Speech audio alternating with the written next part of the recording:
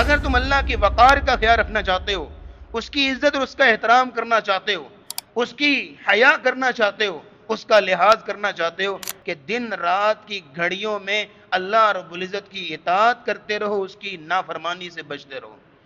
کوئی بھی ایک کام سرزد نہ ہو تم سے اللہ کی نافرمانی کا، کوئی قدم نہ اٹھے اللہ کی نافرمانی میں،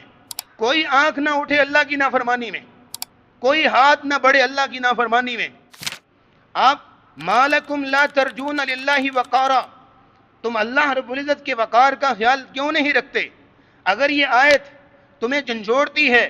تمہارے دل پہ آ کے چوٹ لگاتی ہے، تو پھر اگلا اصول نوٹ کر لو۔ اگر تم اللہ کے وقار کا خیال رکھنا چاہتے ہو، اس کی عزت اور اس کا احترام کرنا چاہتے ہو، اس کی حیا کرنا چاہتے ہو، اس کا لحاظ کرنا چاہتے ہو، دوسری بات اس میں یہ ہے کہ دن رات کی گھڑیوں میں اللہ رب العزت کی اطاعت کرتے رہو، اس کی نافرمانی سے بچتے رہو۔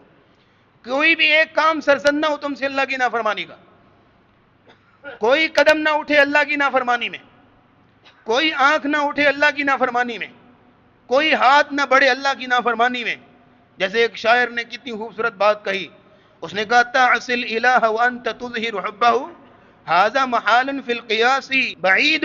اس نے کہا کہ تم دن رات اللہ کی نافرمانیاں کرتے ہو اور اللہ سے محبت کے دعوے کرتے ہو، یہ کس قدر محال بات ہے، کس قدر یہ ناممکن بات ہے کہ دن رات کی گھڑیوں میں اللہ کی نافرمانی کرو اور اللہ سے محبت کے دعوے کرو۔ آج ہم قرآن کو تو چوم چوم کے رکھیں، آنکھوں پہ لگائیں،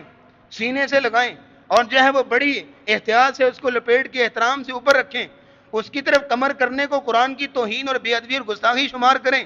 اور پھر یہ ہے کہ طرح طرح کے ہمارے ادب کے قرینے اور اصول ہیں، لیکن اسی قرآن میں لکھا ہوا ہے کہ سود حرام ہے، منع ہے، اللہ کے خلاف اعلان جنگ ہے، لیکن دن رات سودی معاملے کیے جائے، کسی ادب میں جو ہے وہ کمی نہ آئے، کہیں پہ توہین نہ ہو، کوئی احترام میں کمی نہ آئے، کس طرح کا مسلمان ہے؟ اسی قرآن میں لکھا ہوا نا کہ سودی معاملات کرنے سے اللہ اور اس کے رسول کے خلاف اعلان جنگ ہے، تو اس کا احترام نہیں ہے؟ وہاں بھی اللہ کے وقار کا خیال لگیں، اس لیے کہا ما لکم لا ترجون للہ وقارا۔ بعض لوگ صوم و صلات کے تو بڑے پابند ہوں گے، اذکار بھی، قرآن بھی، سب کچھ ہے، لیکن یہ ہے کہ تنہائیوں کے گناہ اور طرح طرح کی اللہ کی حدود کی پامالیاں اور پتہ نہیں کیا کیا جہالتیں، یہ کس طرح کے وقار؟ مال، اس لیے اللہ نے کہا ما لکم لا ترجون للہ وقارا۔ یہ دوگلی پالیسی نہیں اللہ کے ساتھ کہ ہم ملازم پیشہ لوگ اگر کوئی شخص ہو تو اس کی یہ بڑی فکر ہو کہ میرا مالک ناراض نہ ہو جائے، جو عارضی مالک ہے اس کی بڑی فکر ہوتی ہے کہیں اس کی حکم عدولی نہ ہو جائے، کہیں کمپنی کا سی ای او ناراض نہ ہو جائے، کہیں اس کے احترام میں کوئی کمی نہ آ جائے، کہیں اس کی کوئی نافرمانی نہ ہو جائے۔ لیکن یہ ہے کہ جو حقیقی مالک ہے اس کا احترام ہی کوئی نہیں، اس کی عزت ہی کوئی نہیں، اس کا وقار ہی کوئی نہیں۔ اور یہ ہے کہ اس لیے تو اللہ نے کہا یا ایھا الانسان ما غرک بربک الکریم، کیا ہو گیا تم اللہ کے بارے میں کیوں دھوکے کا شکار ہو چکے ہو؟ کیوں، کس چیز نے تمہیں اللہ کے متعلق دھوکے میں ڈال دیا ہے؟ اس لیے امام ابن سماک رحمہ اللہ فرماتے ہیں افضل العبادہ، سب سے بڑی عبادت، سب سے افضل عبادت یہ ہے الامساک عن المعصیت والموقوف عند الشہوہ، کہ اللہ رب العزت کی نافرمانی سے رک جانا، جتنی مرضی خواہش ہو گناہ کی اور جتنا مرضی فائدہ سامنے نظر آ رہا ہو، مالی فائدہ یا دنیاوی یا کسی طرح کا بھی،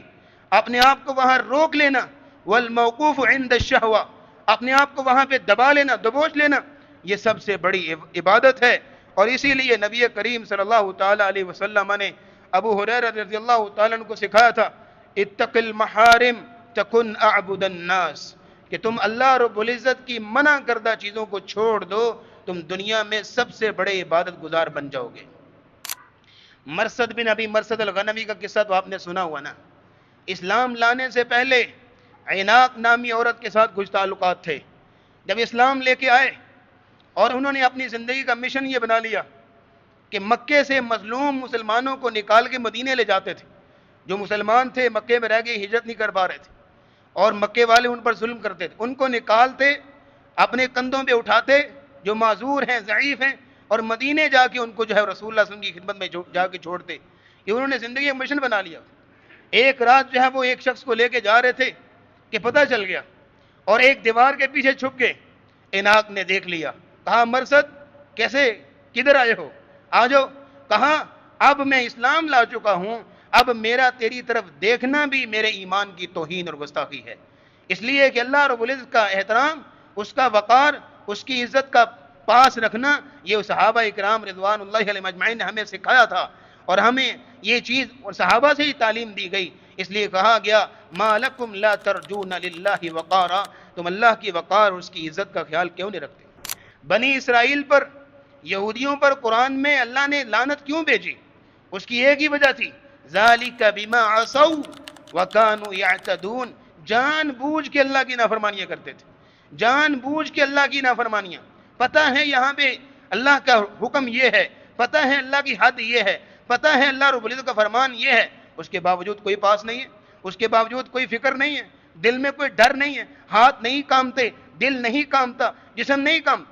یاد رکھیے گا، صحابہ روایت کرتے ہیں، نبی کریم صلی اللہ تعالی علیہ وسلم جب یہ حدیث بیان کر رہے تھے جو میں نے شروع میں بیان کی کہ وَالْأَرْضُ جَمِيعًا قَبْضَتُهُ يَوْمَ الْقِيَامَةِ وَالسَّمَاوَاتُ مَطْوِيَّاتٌ بِيَمِينِهِ، جب یہ آیات اور ان کی وضاحت رسول اللہ کر رہے تھے، صحابہ کہتے ہیں رسول اللہ کامنے لگ گئے، ممبر بھی کامنے لگ گیا، اور ہم نیچے بیٹھے تھے، ہمیں ڈر ہو گیا کہیں ممبر سے رسول اللہ نیچے نہ گر جائیں۔ اس قدر ہیبت طاری ہوئی، اس قدر رعب اور جلال طاری ہوا رسول اکرم صلی اللہ تعالی علیہ وسلم پر